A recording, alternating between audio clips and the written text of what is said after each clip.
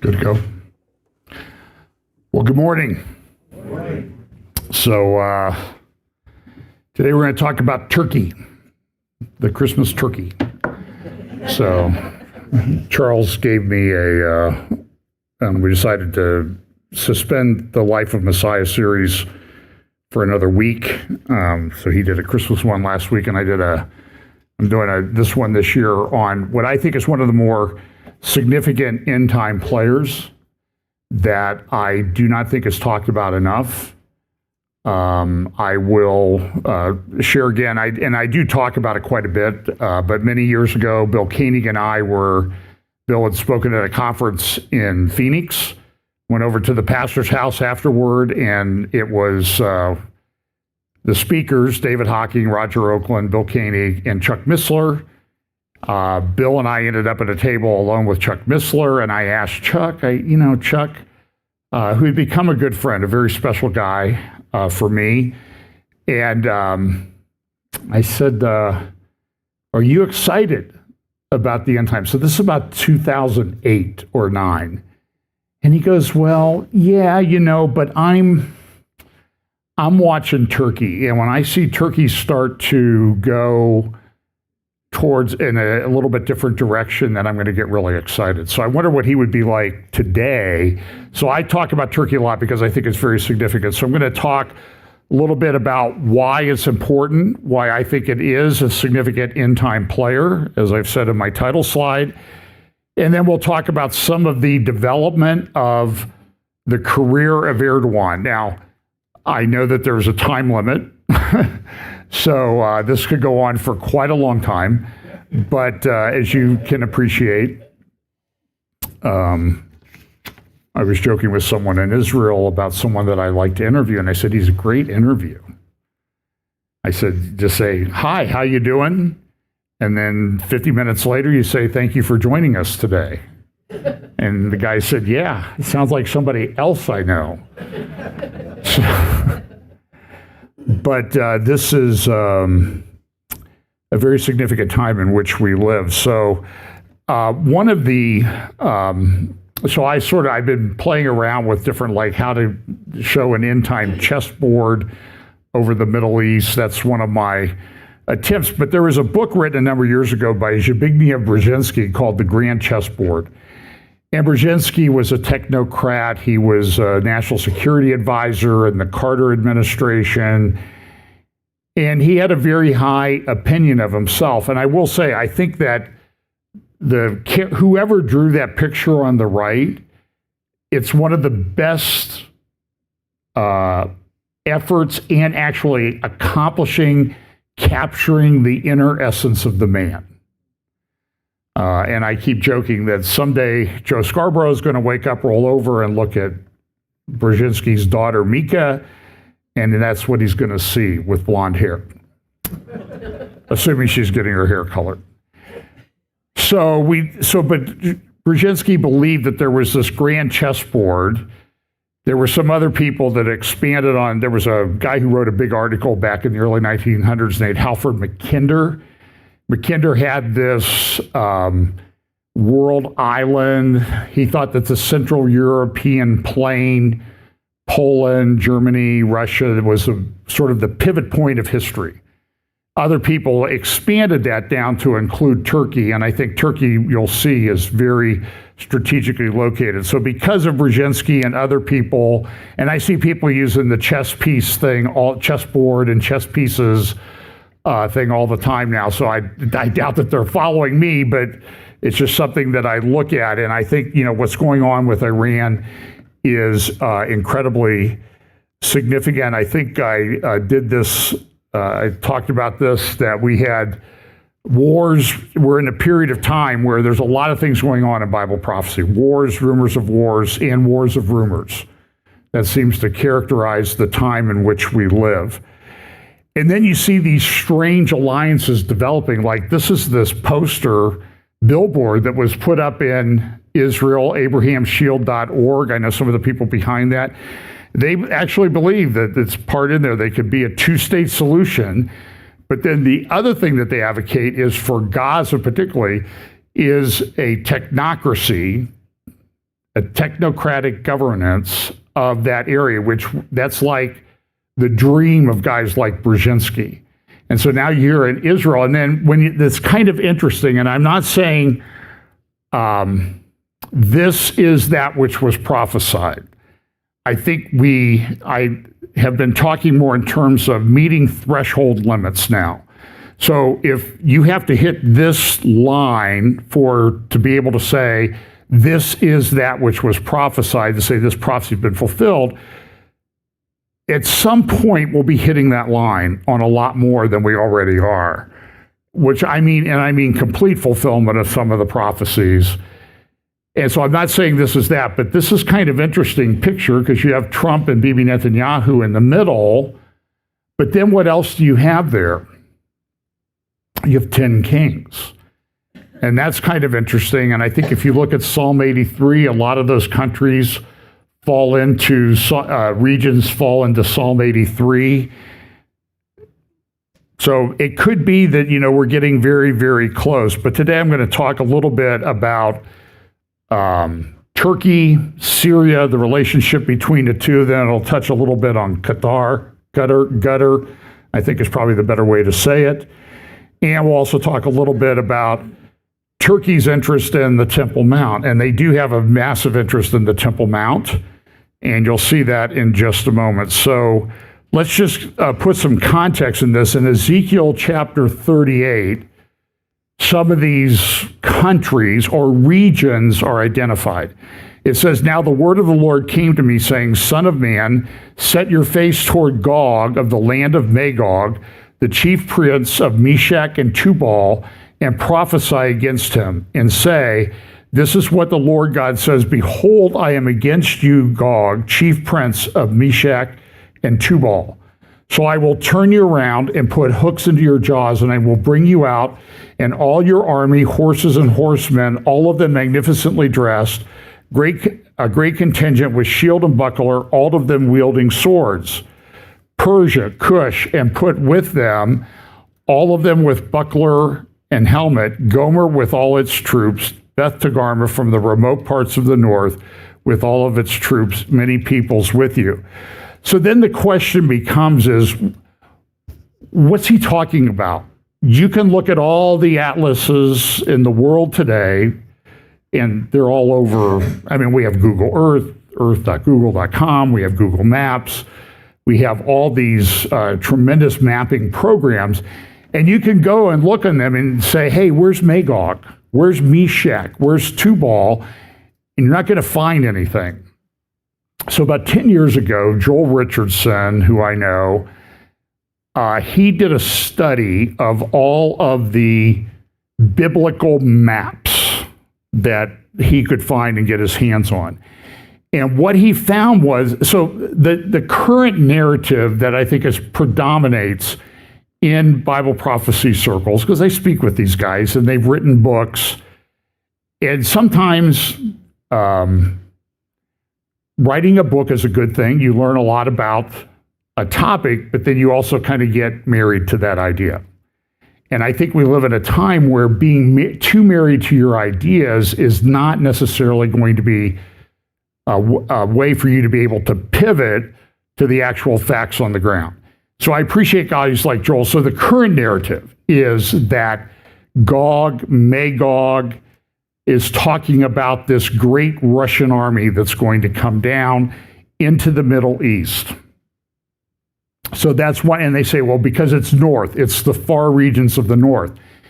But then you get into the question of what was Ezekiel talking about when Ezekiel wrote it? Was he talking about, and then you'll say some people take the people that are identified, which come out, some of them come out of the Table of Nations in Genesis chapter 10, they look at that and they say, oh, it's the bloodline. Well, if you start tracing the bloodlines of these people who lived in this region, you essentially now cover 2/3 of the world, because people, you may have noticed, people move around. And people moved around even in the old days when it was harder to move around than it is now. Now you can just get on a plane and move someplace. But so I don't know that the bloodline thing works. I don't have the time to go into it. There's also a Jewish publication set of books called the Book of Jubilees. That's probably one of the, in terms of Ezekiel writing, around the time of the Babylonian captivity, 586 BC, the Book of Jubilees was probably done around 200-300 BC. So that's kind of close in time to Ezekiel's time. And so when you look at the Book of Jubilees, they're sort of describing some of these areas. So maybe that's authoritative. And I don't even begin to have time to scratch the surface on that. If you want to get that, by the way, you can find them. They're online. They're free. You can access them. Interesting, you'll find things that in the Book of Jubilees that are directly tied to rivers in Ukraine and that sort of thing. So even with the current names of those rivers. But that's not the point. But the point is, the narrative has become Russia's this mighty army that comes down out of the far reaches of the north. But we don't know if that's what Ezekiel was thinking about. And Ezekiel looked at people groups. And I think if you look objectively at all of the biblical analysis and the biblical maps, you're going to find that a lot of these groups, Meshach, Tubal, Gomer, Togarmah, are located in Turkey. A lot of the maps also put Magog in Turkey. Now, why does everybody say Russia? Well, Bible prophecy unfolds and is fulfilled in a real world with real people, real countries, real geopolitics. Ezekiel was writing what he knew about at his time. And so when, for example, Hal Lindsey, we all know Hal Lindsey, I think 69 or 70, he published Late Great Planet Earth. And in 1969 or 70, we were in the middle of a thing called the Cold War.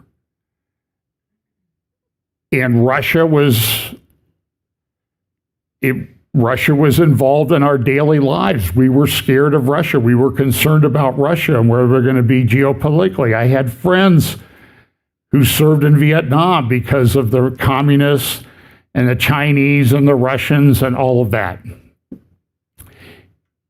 But the thing that is interesting is that in our lifetimes, now John Dickey's much closer to some of this stuff than I am, but it's recent ancient history. But things, the map of the world changes. Things have changed. But I think that Ezekiel, the best way to interpret it is, Ezekiel and Ezekiel 38 was looking at where those people groups were at that time. And so that when the end time prophecies are fulfilled, it's not going to be where those people move to, it's going to be people coming from that particular region. I think that's the best interpretation. And Turkey is very significant, but look at how things, now this is beyond John Dickey's time. This is the Sykes-Picot Agreement in 1916, just barely, right? And by the way, my YouTube feed is full of what people look like when they were younger and now what they look like and now they're dead. And now I'm seeing all these people, famous actress died just yesterday. She was 91. And I started looking, she was born in 1934. That's getting closer to when I was born, and they're 90, it just doesn't, things aren't matching up here. So and then I'll hear about somebody, I'll look them up, and they're like 103, and they're still alive, and, or 95 or 98, and they're still hanging in there. But the Sykes-Picot Agreement, in the midst of World War I, these British, French guys got together, and they thought, we're so smart, we're going to figure out how to divide up the Middle East. That was lunacy, and we are still paying the price for what they tried to do back in 1916, because they didn't take into account tribal loyalties and that sort of thing. And what you're going to find is, at least as I'm learning through guys like Mordecai Kedar from Israel, that tribal identity is very, very important in the Middle East. It's sort of tribe, religion, country in order of priority. Here, we're sort of like America first and that type of thing. But there, it's tribe. And I remember talking to somebody who was living in Turkey, and he said he went to a meeting. He had met this guy, bought him a cup of coffee, and then he got invited over to somebody's house, and he goes there. And he's like given the seat of honor at this big dinner, like a couple hundred people. And then he figured out the guy that I bought coffee for was the head of this tribe or clan. And so I was now his friend, and now I was elevated in status. But this causes massive problems in Israel. There's clans and tribes in Gaza, which lead to a lot of conflict. So they decided to create this area, and you see the Area A, that was going to be the French mandate. And that sort of bears relationship, at least in terms of shape, to the country of Syria, although it was broken, it's been shrunk down a little bit. And then Area B was the British area. And there's also an Area C that was Russian. I think it's on the prior map, the purple area. And the point of all of this is they made a mess of everything. So a lot of these countries we see and we talk about in geopolitics, they're relatively recent creations. In the lifetime of some of us, things have changed. We hear about, I'll use the term gutter all the time now. Gutter's a relatively recent creation. Back in the 60s or early 70s is when it came into being. And the other thing, too, is a lot of these are like fake countries. So what happened, just to give you a history lesson, so the Brits, we're so smart, we can't even hold on to our empire, but we're going to tell everybody else how to make up their country. It was a little bit on the arrogant side. So they went into the Middle East, and they said, okay, look, we're going to...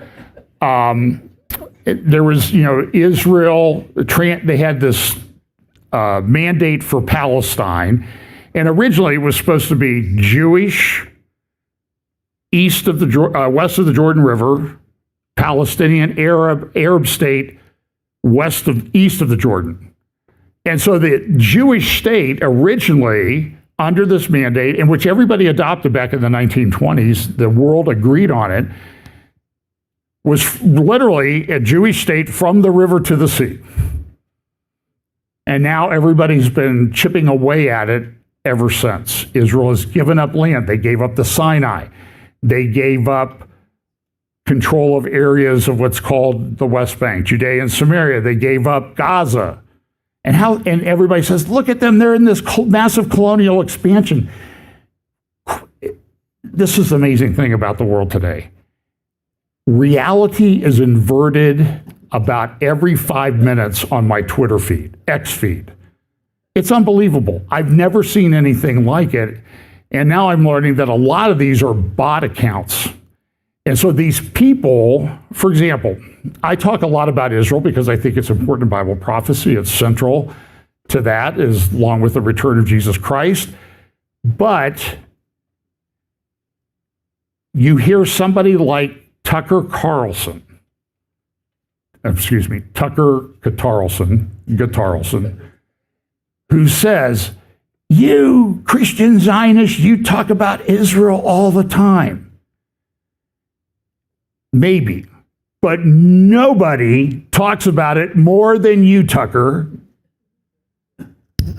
He's like obsessed with it, and that's all he ever talks about. So here I am, still in my intro, and the clock seems to be moving along. I'm doing second hour, so I guess I can go over. So Israel has had this tremendous growth. This is a picture of Alabama, Jerusalem, December 11th, 1917. Albi came in and the Ottoman Empire surrendered to Albi. They had run Jerusalem and that area of the Middle East for 400 years. Very significant thing as he marched in. And people don't like it. For example, this is an editorial cartoon I found of Erdogan. And I think this really sort of, like the Brzezinski caricature, captured the essence of the man. This captures the essence of the man as well, that he's always trying to redraw the map in the Middle East. And this has tremendous historical, geopolitical, biblical, and prophetic significance. I also found this. I'll talk a little bit about this. I've followed Erdogan's career for ever since I had that conversation with Chuck Missler many years ago. And I think this sort of captures the mentality of the guy. So when he was first elected to office, and you remember Netanyahu recently when they were opening the Pilgrimage Road or having a ceremony for it, wasn't really quite, I think it was sort of a political thing that they did because it wasn't quite open yet. When we got there, we were able to get access to all of it though, but I think it's open now. But he said, I wanted to get a artifact that had ended up in a museum in Turkey, in Istanbul. So I called the president of Turkey at the time. He said, I can't give that back to you. I've got this Islamic guy who's the mayor of Istanbul. And if I do this will be a problem. This was the guy. So Erdogan came in, he got elected president. So you see the stair steps of Erdogan's career, prime minister, excuse me. Then when he couldn't be prime minister anymore because of term limits, he changed the constitution to make it so he could become president. And he's been elected president. Now there's another election coming up. Don't know if he'll run for it. I've mentioned this many times. He is 2 days younger than I am. And he's looking older, I have to say. I watch him a lot. I watch his speeches. And I think he's not doing that well because when you're oppressing your people all the time, and you think you should run the world because he doesn't want to reconstitute the Ottoman Empire. He wants a global caliphate, and he wants to be the sultan of that. So that's, I think, his ultimate goal. And by the way, he doesn't care if it's him or his successor, or now it seems like he's grooming his son. We'll talk a little bit about this. But Erdogan has changed the way Turkey was. When Ataturk founded the modern Turkish state back in the 1920s, it was very secular, not Islamic or anything like that. Erdogan came into office about not quite 25 years ago, and he changed everything. They had a secular military. He's completely revamped the military, the judiciary. And my understanding is there's like tens of thousands of people in prison in Turkey because they criticize you-know-who. And he's changed it into an Islamic Muslim Brotherhood country. This is very significant. This is the country where the 7 churches of Revelation were located. You go there now, there's not anything there that's Christian. It's been changed, and a lot of this has changed since the Muslims took over and defeated the eastern half of the Roman Empire back in the 1400s. We'll talk a little bit about that. But one thing you need to do is look at the imagery that Erdogan uses. So first, I think Meshech, Tubal, Togarmah, and probably even Magog are centered around Turkey. And it's a land bridge between the continents. It's a big gas pipeline, transit hub, and all that things. But Erdogan wants to restore the glory of the Turkish caliphate that ran. And so when Abbas came to see Erdogan about 10 years ago, This was the imagery that Erdogan decided to use in the meeting with Abbas. And what do you see? You see all of these dressed up Turkish warriors, historical warriors. This is the way the guy thinks. And he wants to do the invasion. Now, in Istanbul, there's this giant church called Hagia Sophia. It's the largest church ever built in the history of Christianity. It was built in 5 years back in the 400s. It's had some fires. The original dome was wood. But it's this magnificent building.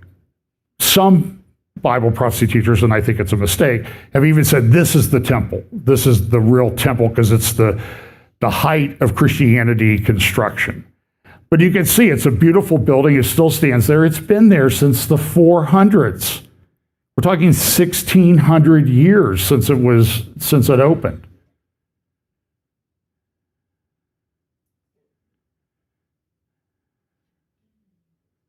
It's huge, and a lot of people, and it was like the largest building anywhere for anything, an expansive dome for a long time. And you see the imagery. You see clear Christian icons and imagery in there. But now what do you see?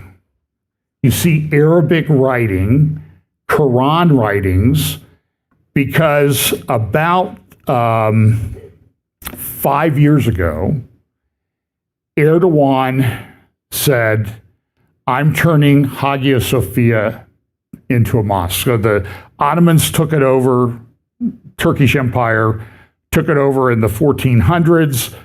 They turned it into a mosque. Then under Ataturk, it became a museum. And Erdogan now has turned that back into a mosque. And when they did turned it back into a mosque, he gave this. It's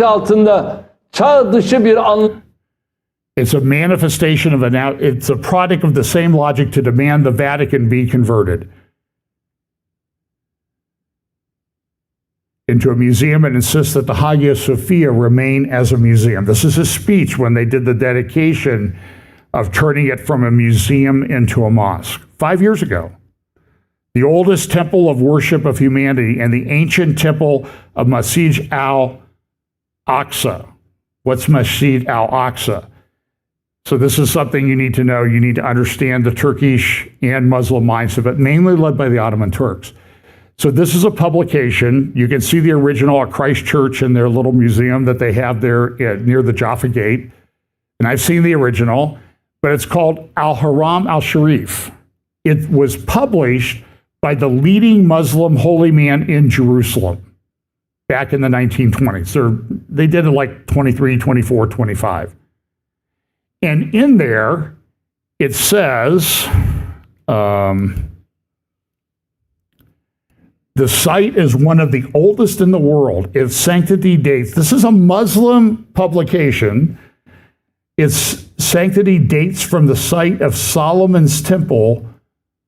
Its identity with the site of Solomon's temple is beyond dispute. What do they say now? There's no temple here. Temple's not here. And they do everything in the world to hide that. Great video. I posted it on my Facebook page this week. Yishai Fleischer, who I know, did a tour went through the Temple Mount tunnels at the Western Wall, Temple Mount tunnels with Ohad Tal, who's a National Religious Zionist Party member and a member of Knesset and a member of Netanyahu's cabinet. He came and spent a couple hours with us when we were on our tour in Israel back in October. And he's a Zionist. Okay, I mean, he's an Orthodox Jewish Zionist. Carries a gun around a fraud. That's kind of interesting. Everybody carries a gun in a fraud. There's a lot of reasons for that. But they went there, and it was Mossab Youssef, the son of Hamas, was also on this tour.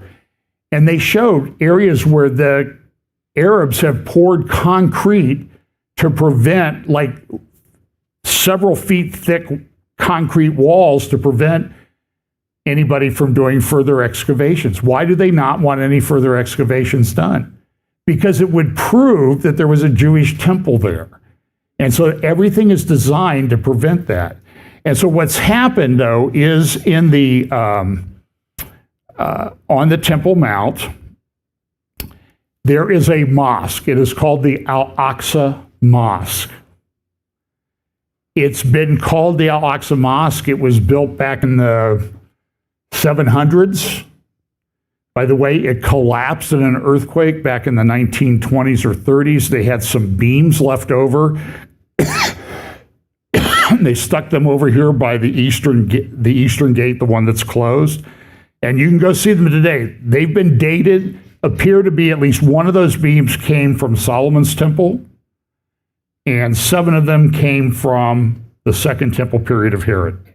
And they're just, you can go walk, well, you can't, I think you could walk up and touch them if you want. I'm sure the Muslim police would be on your case, but they're just laying there under a tarp on the Temple Mount today. And so that area, though, that mosque, that's what used to be called Al-Aqsa. The whole area was called Haram al-Sharif. But what people like Erdogan and others have done is they now call the whole thing Al-Aqsa. Why? Because they're trying to do Muslim supremacy over the area and deny the historical connection of Jewish people to that place. Another example would be, I've mentioned this many times, when you're driving out of Jerusalem up the Highway 60, which is known as the Highway of the Patriarchs. What patriarchs? Well, Abraham, Isaac, Jacob. There's an unfinished building on one of the highest points of land there. It was being built by King Hussein of Jordan back in the 60s, was building his summer palace there. Well, why did he choose that? Well, it's a nice view. It'd be, real estate with a view is very valuable, but it's also over the historical site of Gibeah. What is Gibeah? That is the tribal home, that it was the tribal capital of the tribe of Benjamin. Who came from the tribe of Benjamin? Saul, the first king of Israel. And I believe some excavations have discovered remnants of Saul's palace in that area. And so why did Hussein choose that? Because he wanted to show, I am a Muslim, I'm coming in here and I'm building on top of where you say your first king came from, because I'm superior, I'm in charge. And all of the geopolitics of the Middle East revolve around that. So back in... After more than 2 decades of waivers, we are no closer to a lasting peace agreement between Israel and the Palestinians. It would be folly to assume that repeating the exact same formula would now produce a different or better result. Therefore, I have determined that it is time to officially recognize Jerusalem as the capital of Israel. While previous presidents have made this a major campaign promise, they failed to deliver. Today, I am delivering.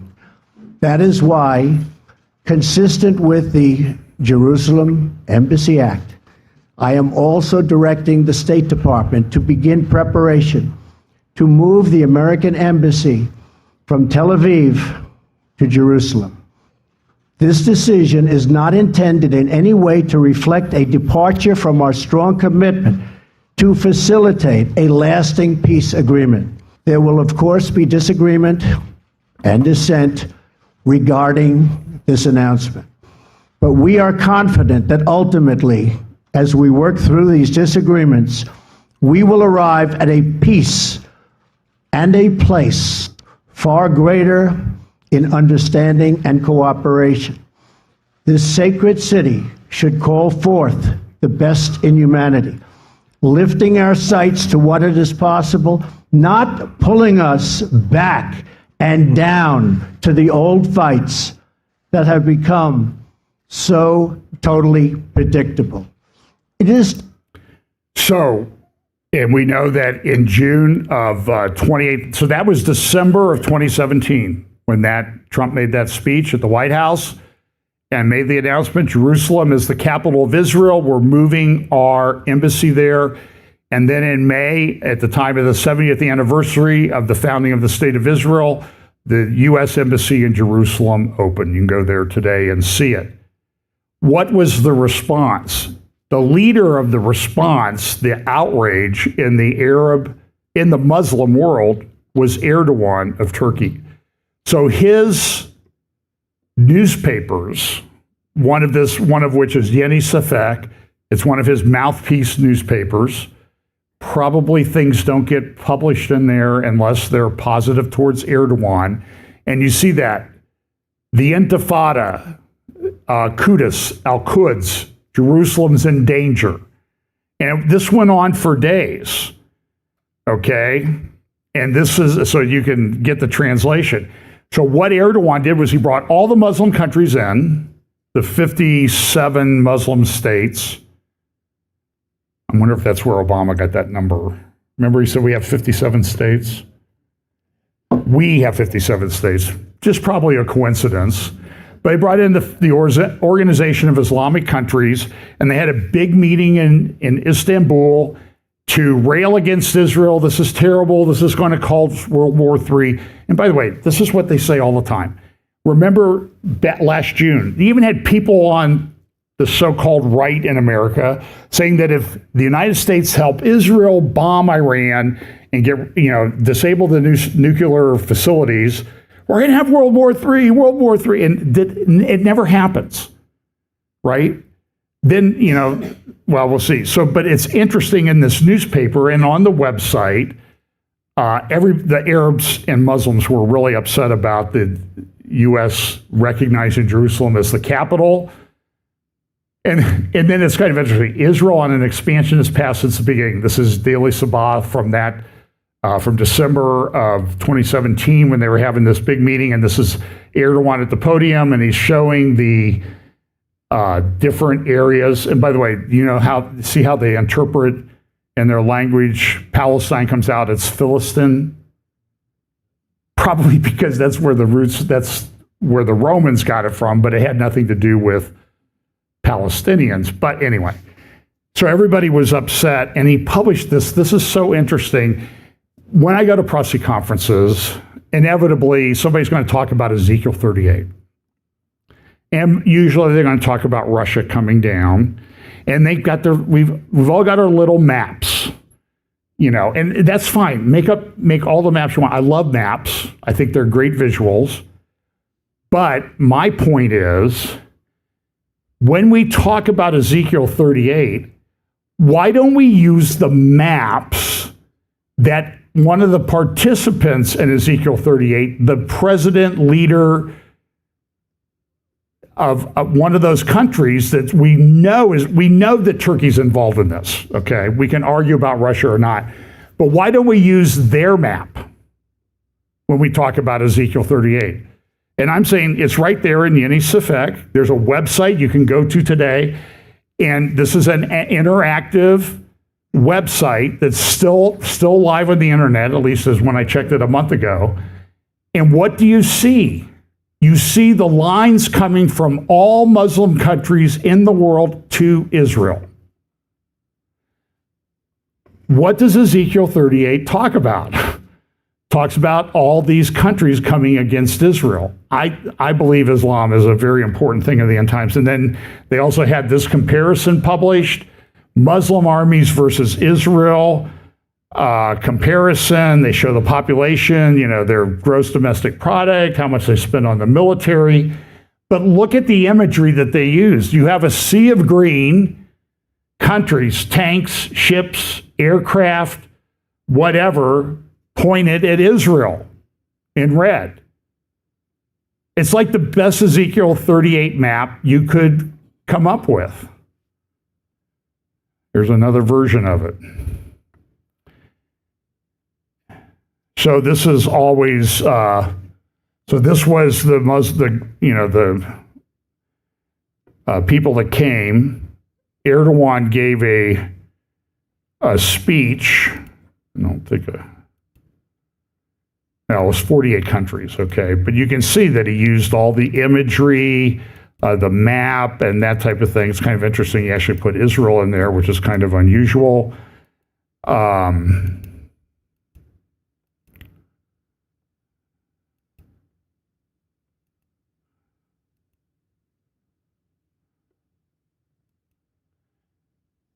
So then in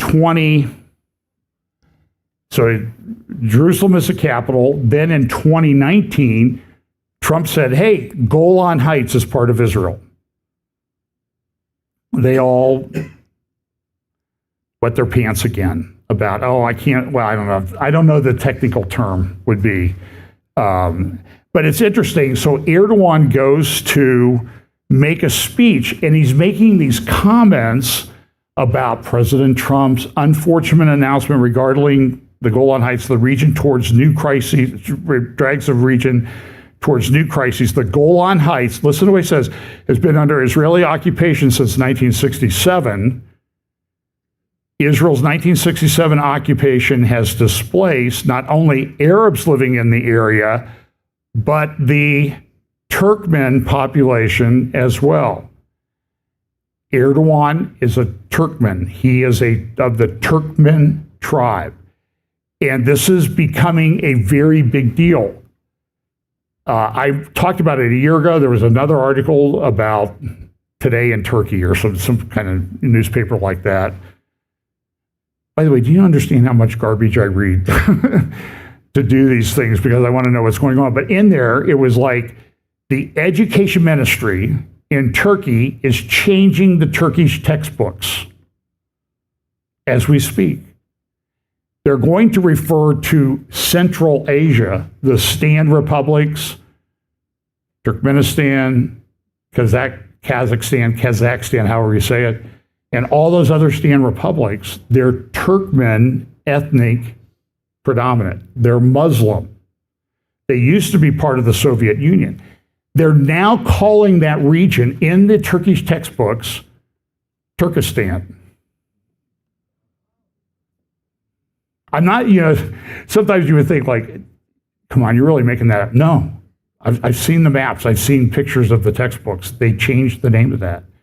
There was an article in Eurasia Times a couple weeks ago. A friend sent me from California, and she was very astute to pick it up. It said, this is causing Putin to have some heartburn. I guess that's my paraphrase of it, because what Erdogan is doing is he's making all of these agreements with these Central Asian Stan republics. Putin thought, well, I've got them under my control. They'll do what I want. They'll help me out. They won't attack me. Now they're starting to pivot towards Turkey. That's very interesting development geopolitically and prophetically, I think.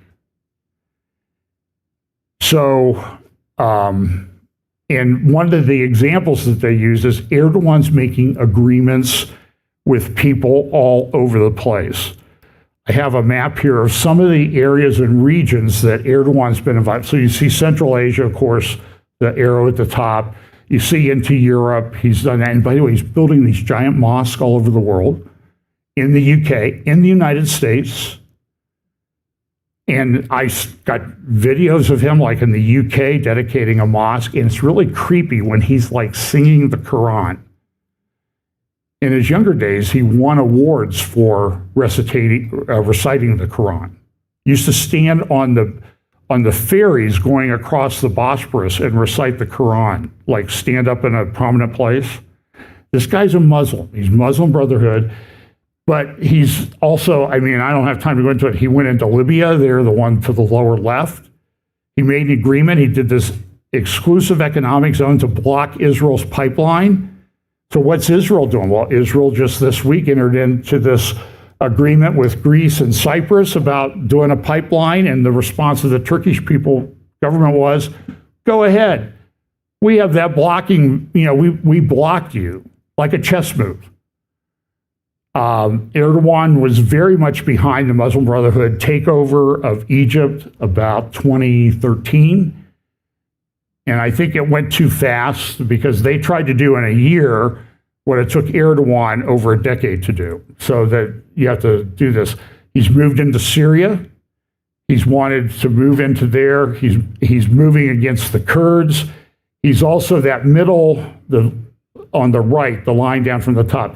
He's now entered into an agreement with Azerbaijan, another Turkmen ethnic group, because he wants to make a corridor to the Caspian Sea. Why does he want to go to the Caspian Sea? Because it's full of oil and gas. And he wants to get control of it. And look, I don't need to run the wells. You just need to pay me to use my pipelines to get it to market. So he entered into an agreement. It's kind of an interesting way to describe the agreement with Azerbaijan. It was two countries, Turkey, Azerbaijan, one sovereignty, the Turkmen tribe at the top. You see how that's all working? And so a lot of this stuff kind of flies under our radar. So he's been all over the place. He's got people in Somalia. He's got people in Sudan. You know, he's all over the place. So these are all very significant developments. So back in last year, he did a speech in Mardin, Turkey, and he said, talking about Mardin has one neighborhood that is Bursa, another that is Adana. Our neighborhood, our Turkish neighborhood, is Sarajevo. That's in Yugoslavia, or what used to be Yugoslavia, while another is Aleppo, Hama, and Homs. Those are in Syria. So do you see what he said a year ago in December? Syria is part of us. This is very significant prophetically because he's wanted to move the borders down a lot. Jerusalem is our city, he says this. By the way, at this speech, which was, remember, the Syrian government fell under Turkish-backed rebels December 8th, a year ago. I mean, this is like really recent history, but it's also very recent, prophetically significant history that's happening right in front of us. So he did the speech at Mardin, and during the speech, the crowd started chanting. And this is kind of interesting, where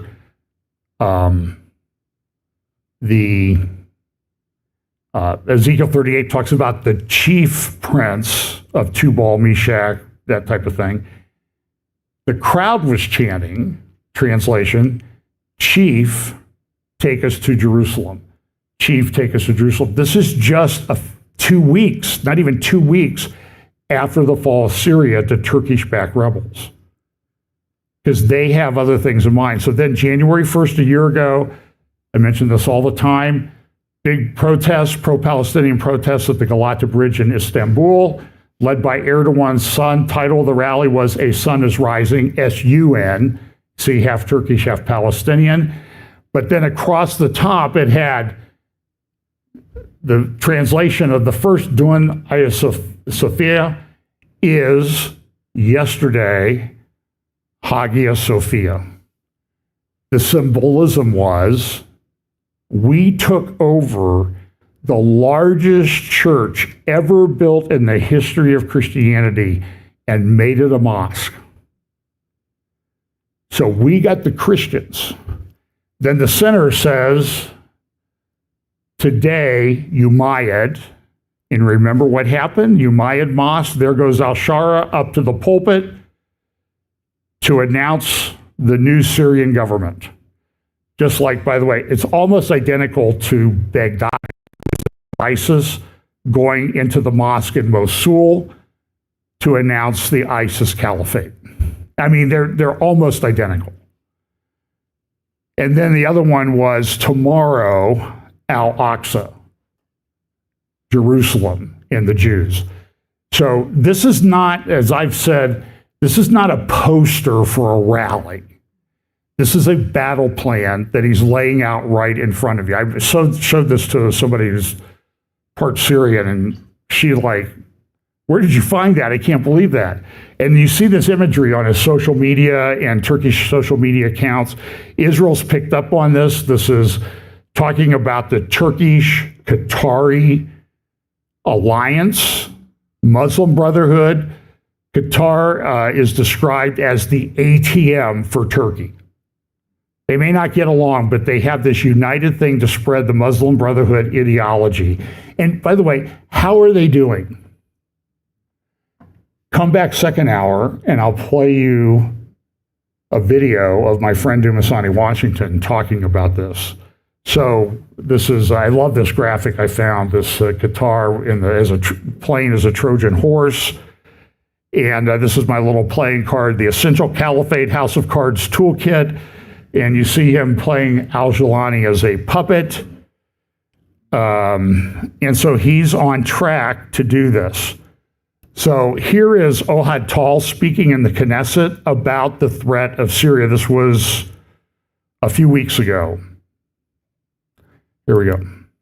Thank you, Mr. Chairman. My fellow Knesset members, today we are facing a new strategic challenge that, in my view, should concern every security and political official more than any other threat, the Turkish threat. Turkey, under Erdogan's leadership, is not just a rival, it is rapidly and powerfully becoming a threat that, in the not-so-distant future, could be much greater even than the Iranian threat. Today, Turkey is a stronger country than Iran, economically, militarily, and diplomatically. It is a member of NATO, enjoys legitimacy in Washington, and also maintains good relations in Beijing. At the same time, beneath its Western veneer, Turkey harbors a strong Islamist fundamentalist element that is only growing stronger. The combination of all these components is a strategic powder keg that threatens the state of Israel, but not only us, it threatens the entire West. As a whole, Turkey is actively and deliberately working against Israel's interests in every possible arena. It systematically grants legitimacy and even funds Hamas's terror base, while the political leadership of this murderous terrorist organization sits comfortably in Istanbul and Ankara.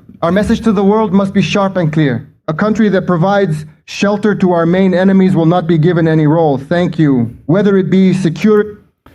And he's right. And this is a recent development. So a year ago, Damascus falls to Turkish-backed rebels. Now Turkey's setting up radar systems and that type of thing in Syria. These were supposedly a red line. And then, but none of this makes sense to me. I'll be honest with you. We're pushing through Jared Kushner and Steve Witkoff to have Turkey come in to provide peacekeeping troops in Gaza. When you have all the Turkish rhetoric saying we're going to take over Israel. And they don't care if it's 100 years. They want to destroy it. The rhetoric is there. The language was there. It's based on passages in the Quran, some of which are inside the Dome of the Rock, that say Jesus has no son. Right there on the Temple Mount. It's crazy. So about 2 weeks ago, Ruth Wasserman Land, who is a former member of Knesset, she used to work with Shimon Peres. She was in the Blue and White Party, which is Danny Gantz's party. And she's been diplomatic. She speaks like 4 languages. She was talking on I-24 News about 2 weeks ago. And I think this is like one of the best short clips of anything I've ever played. So here's Ruth Wasserman Land talking about Syria and what's going on there. How now must Israel work to keep the Turks from the door? So one issue that I'd like to comment on, I completely respect and agree with every word you said, but I would even go further and say that it's not that Israel is afraid that Turkey will take over or use Syria as a stepping stone towards Israel. I think that there is no longer a Syria. I think that it's a facade. I think that it's Turkey that we are facing. It's interesting that Asharia keeps saying that Israel is, in fact, in the southern part of Syrian soil, but it says no word about Turkey being in the northern part of Syrian soil, and not for a short while, but rather for a very long while. And this is something that is a huge issue. One, Turkey is a huge country, very geostrategically placed in terms of its geographic placing. Secondly, it's a NATO member. In terms of military might, it's very capable. And obviously supporting the Muslim Brotherhood ideology, having grown up on the, let's say, ideology of the founders of the Muslim Brotherhood in Egypt, Erdogan is carrying out the absolute first stepping stones and the foundation of a future Ottoman Empire. He says it in his speeches, he speaks it in his actions. He is placing himself in Libya, in Sudan, in many places in Africa. He is the next Iran. And when Iran and the Shiite axis lowers or weakens, always the Sunni axis strengthens and vice versa. And this is something that it will eat from within the West if it doesn't wake up soon enough. Very astute comments. She also has a article. It's on the Jerusalem Post website called the Jerusalem Report will be published tomorrow, I believe. As Iran weakens, Turkey emerges as a new threat to Israel and the West. She goes on to say that, Iran went away. They lost their asset in Syria when Assad, was overthrown and he fled to Russia. But she says this, the regime itself, this is talking about Syria, has begun a slow but unmistakable internal unraveling. But wounded animals are dangerous and we should be clear-eyed. Tehran has not yet spoken its final word. So Tehran's going to come back. There's a lot of threats. We'll talk about that second hour. But she talks about the fact that as the Shiite part of Islam has kind of gone into a little bit of a decline for a little bit, the Sunnis immediately rise to come in. And the Shiites will go along with them as long as they're going against Israel. That's where they will be united. Ankara's de facto occupation of parts of Syria, along with its military footprint across Africa, particularly in Libya and Sudan. I'll also say Somalia, which we'll talk more about second hour also, where it bolsters Muslim Brotherhood factions, has made its expansionist ambitions clearer than ever.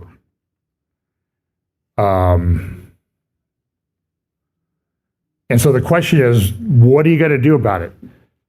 So there's a lot of talk going on in different places.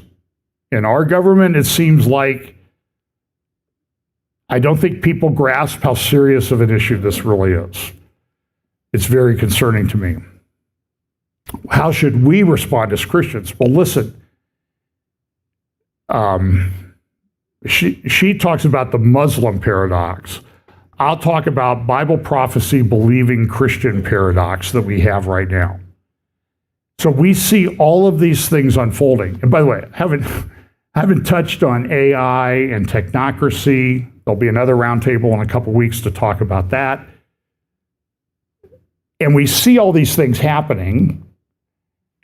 And the question is, do we just sit back and let it happen, or do we speak truth about it, that this is not going to work out well? And I think we're really at that point with the rise of Turkey, with the rise of AI and technology and that type of thing.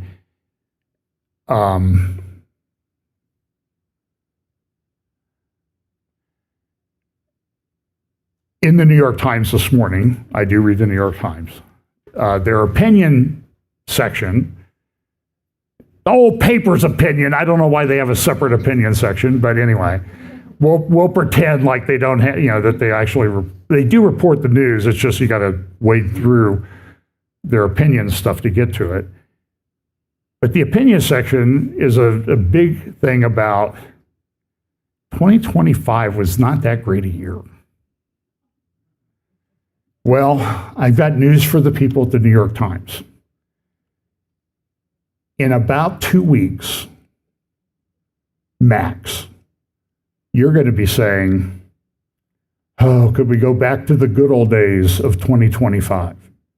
That's the Bible prophecy world that we live in. We need to stand up for truth, righteousness, be salt and light, and all of that. Some of these things are going to be beyond our control, but it's really a time where we need to be out there sharing the truth of the biblical, historical, geopolitical and prophetic truth of the scripture that's unfolding in the world right in front of us, and stand for truth and righteousness and share the gospel with those around us. It's really, I think we are at that time. I mean, there was on a Arab station yesterday, the guy was saying,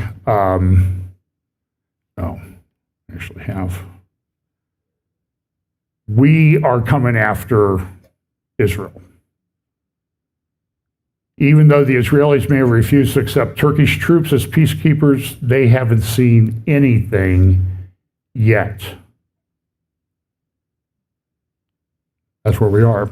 So I would say I would probably echo that with a sort of a different meaning. We haven't seen anything yet. There's a lot of things going on. So let's pray, and then we'll do prophecy updates second hour.